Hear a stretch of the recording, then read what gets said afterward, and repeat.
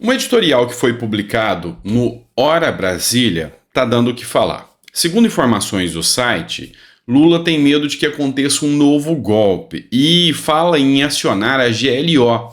Lembra da garantia da lei e da ordem, mas aqui para todo o território nacional. Foi o que um aliado do Lula, base do governo, falou, segundo a informação do site. E eu vou discutir isso aqui com você e outras pautas. Nós vamos falar do Foro de São Paulo, vamos falar da inelegibilidade de Bolsonaro, até do Biden, nós vamos discutir aqui nesse editorial. Então, seja muito bem-vindo, é sempre um prazer estar aqui com você. Lembrando a você que o nosso canal aqui sempre vai citar as fontes das informações que a gente traz.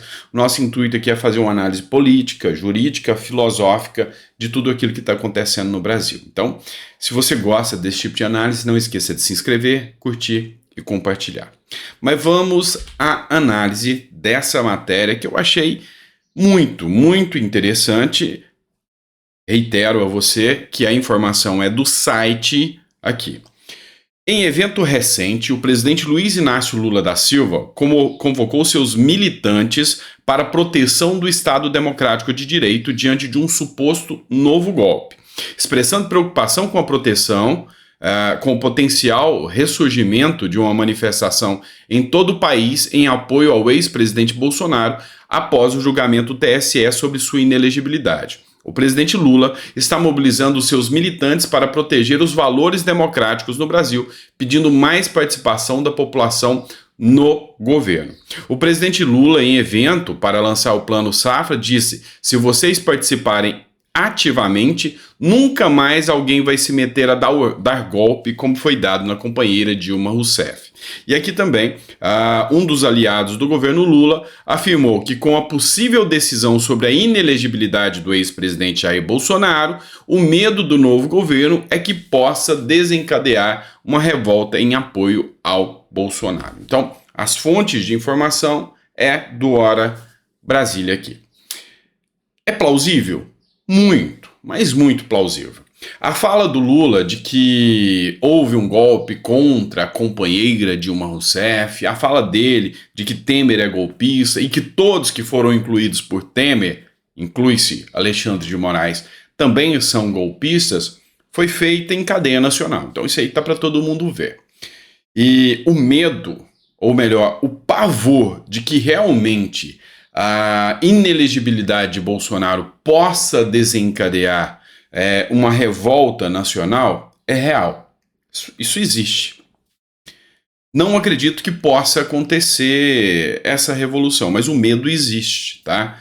Porque Bolsonaro teve um amplo apoio nacional, Bolsonaro foi muito bem votado nas eleições, muitas pessoas que, mesmo se distanciando de Bolsonaro, achando que ele não teve uma boa condução da pandemia, votou em Lula, deu apoio a Lula, criticou Bolsonaro, mas depois que Lula começou a fazer a gestão dele, não está satisfeito com os gastos excessivos, viagens caríssimas, o rumo da economia, lojas fechando, a ideologia aplicada pelo PT, aproximação a países ditatoriais. Muita gente não gostou nem um pouco disso e voltou a dar apoio à base Bolsonaro. Então foi muita gente que realmente voltou a dar apoio à base do Bolsonaro, porque vê que a gestão do governo Lula é um tanto quanto complicada. E aí, Lula fala em utilizar o GLO, segundo a informação aqui do jornal. Pode acontecer? Pode. Mas aí é algo muito, mas muito arriscado mesmo do ponto de vista democrático. É uma violação sem precedentes, se isso for aplicado logo depois da inelegibilidade do Bolsonaro. Eu não vejo que possa acontecer. Na minha humilde opinião aqui, eu acredito que o brasileiro já se pacificou, está passivo, ou seja, podem fazer o que quiser que o brasileiro simplesmente aguenta essa bola toda. É o que eu estou percebendo. Então, assim, mas lembra-se que eu coloquei uma matéria aqui da Revista Oeste dizendo que Lula colocou em em sigilo documentações sobre as manifestações de 2013, que começaram lá atrás, que começou e foi tomando corpo e foi o ápice da derrocada da esquerda aqui no Brasil. Então, eles querem tirar qualquer vestígio de manifestação, querem impedir qualquer manifestação. E o medo já foi instaurado no Brasil. O medo de que você se manifestar, você vai para a cadeia, já existe no Brasil. E quanto à questão da inelegibilidade, já que a gente já está falando nesse assunto aqui, eu preciso trazer uma matéria para vocês da UOL Notícias, e é uma matéria de opinião, da Madeleine Laxo. É assim que se fala, eu acho. Eu sei que eu vejo pílulas, né, aí no TikTok, no Instagram dela, e eu acho uma jornalista de uma coerência ímpar.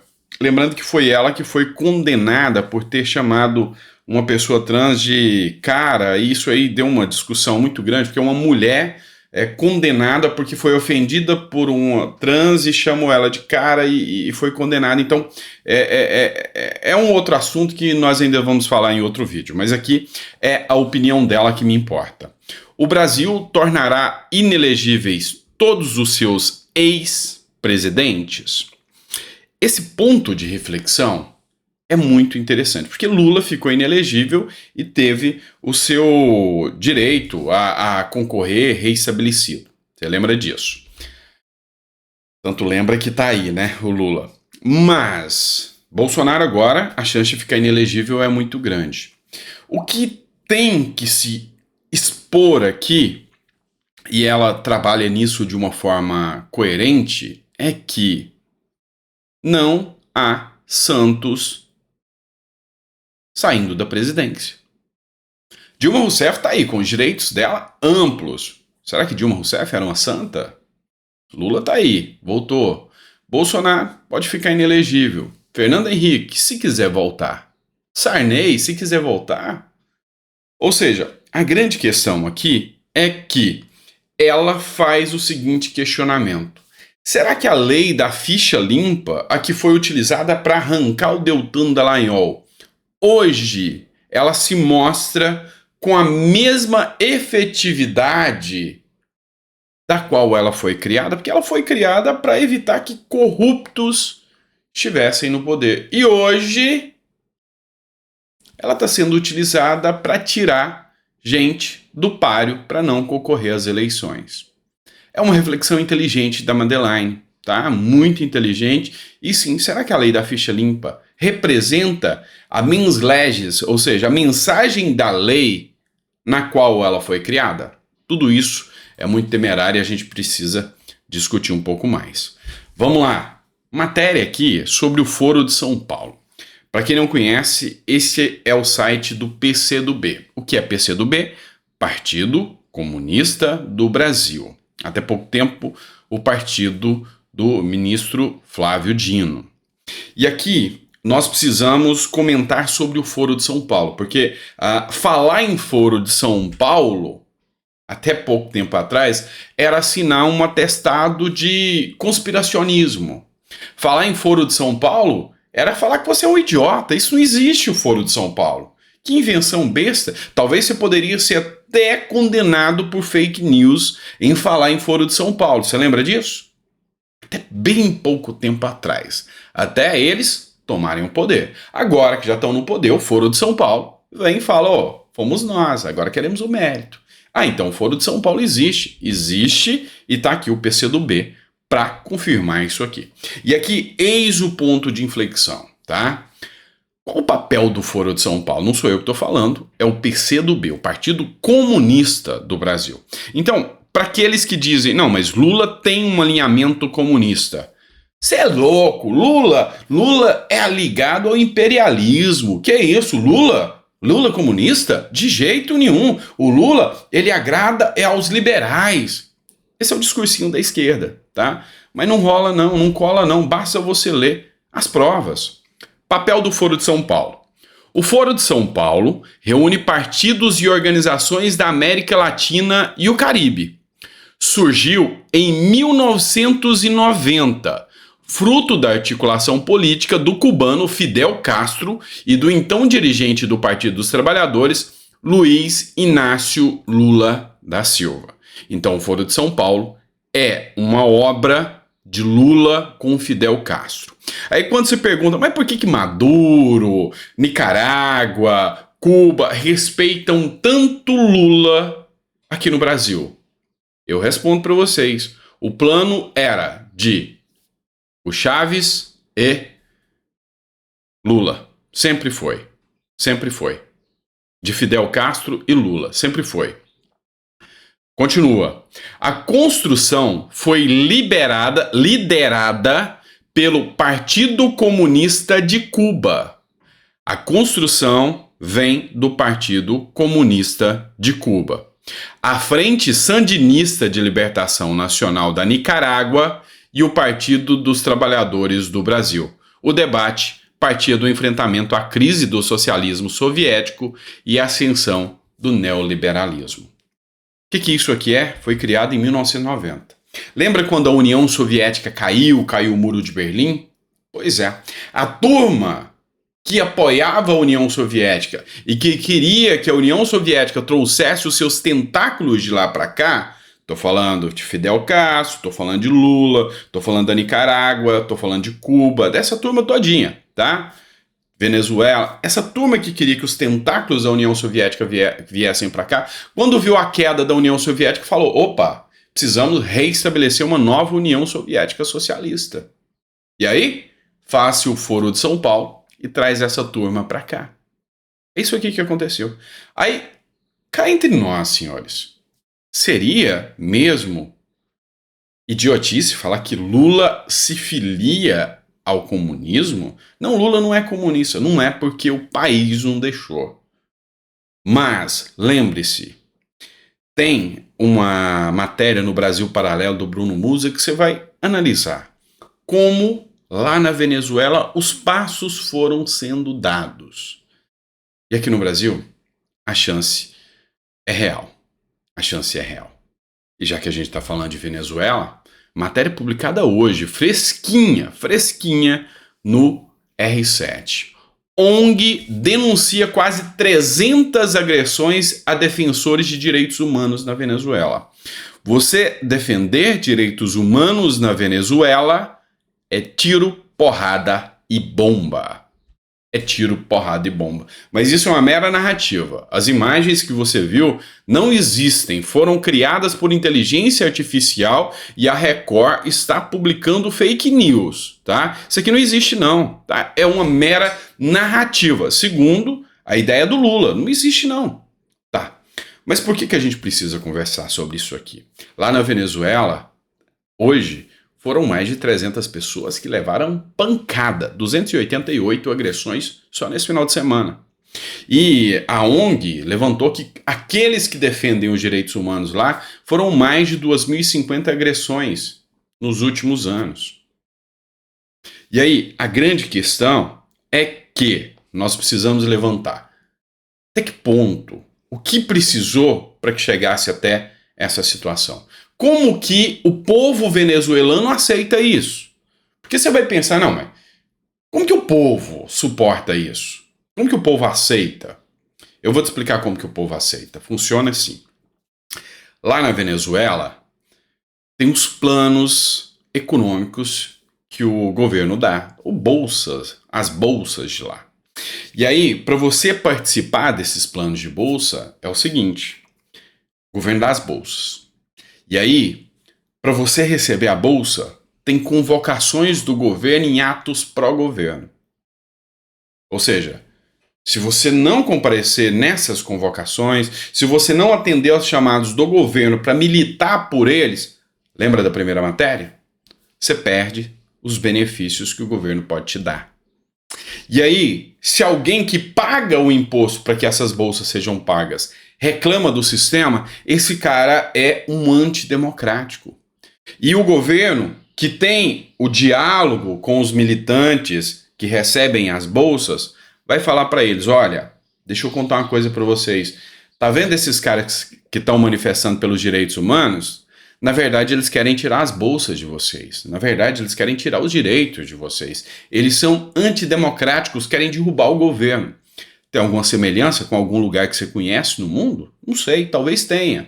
Mas aí, esses caras podem apanhar, podem ser presos, e essa parte que está alinhada ao governo, que recebe bolsa, que recebe benefício e que recebe só as informações do governo, porque lá a imprensa não é livre, lá a internet não é livre, vai falar, nossa, o governo está nos protegendo desses terroristas. Esses terroristas aqui da foto, tá? Da imagem. Esses terroristas que defendem direitos humanos. Você viu como é fácil controlar a narrativa? Você viu como é fácil colocar o discurso que você quer? É assim que funciona. É assim que a democracia se acaba.